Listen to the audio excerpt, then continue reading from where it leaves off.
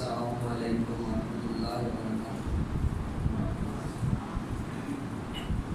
نحمدہ ونصلی علی رسولہ الکریم، اما بعد، اعوذ باللہ من الشیطان الرجیم، بسم اللہ الرحمن الرحیم۔ جناب صدر، سامعین محترم اور میرے ہم مکتب ساتھیوں، آج مجھے جس موضوع پہ لفظ کشائی کرنے کا موقع ملا ہے اس کا عنوان ہے آج کا پاکستان۔ تاریخ کا مسافر دور بہت دور ایک ویران ساحل سمندر پر سکتے کی سی کیفیت میں کھڑا ہے۔ اس کا دل لہو لہو اور جگر پاش پاش ہو رہا ہے اور پکار پکار کر کہہ رہا ہے، کیا اس لیے چنوائے کہ تقدیر نہیں کے، کیا اس لیے چنوائے کہ تقدیر نہیں کے کہ بن جائے آشیانہ تو کوئی آگ لگا دے۔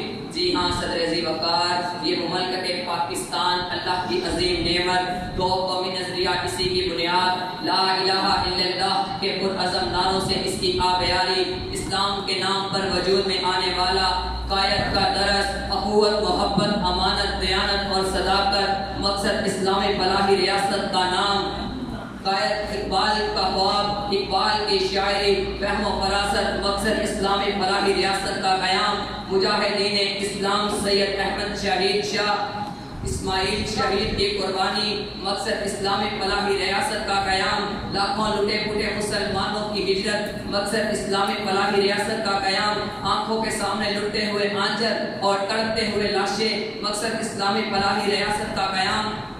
جی ہاں صدر ذی وقار، یہ ہے آج کا پاکستان۔ ہر ایک داڑھی میں تنکا ہے، ہر ایک آنکھ میں شہتیر، ہر ایک داڑھی میں تنکا ہے، ہر ایک آنکھ میں شہتیر، ان کی نگاہوں سے بدلتی نہیں تقدیر، توحید کی تلوار سے کھاتی ہے نیامیں، اب ذوق یقین سے نہیں کٹتی کوئی زنجیر۔ صدر ذی وقار، لا الہ الا اللہ کی بنیاد پر حاصل کیے جانے والے اس خطے میں اسلامی نظام کی بات کرنا بنیاد پرستی، جبکہ اسلامی قوانین کی پامالی جدت پسندی کا لقب پاتی ہے۔ لاٹ میں کالے کے نظام تعلیم نے اسلام کی جڑوں کو کھوکھلا کر دیا ہے۔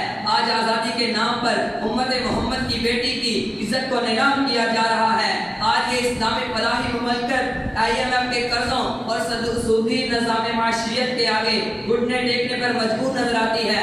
محبت کے خوش نما لباس میں ملبوس آج کا نوجوان ہوس کا پجاری نظر آتا ہے۔ آج اس اسلامی فلاحی مملکت میں مذہب کے نام پر تلخ الفاظ تو فرقہ ولایت، لیکن سیاست کے نام پر طعن و تشدید جمہوریت کا حسن قرار پاتی ہے۔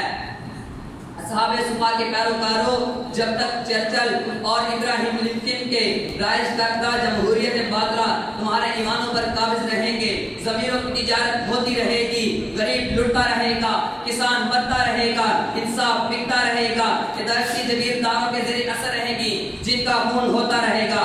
کوئی مائی کا لال دہشت گردی کے سامنے باندھ کر انسان کی نسل کشی کو روک نہیں سکتا۔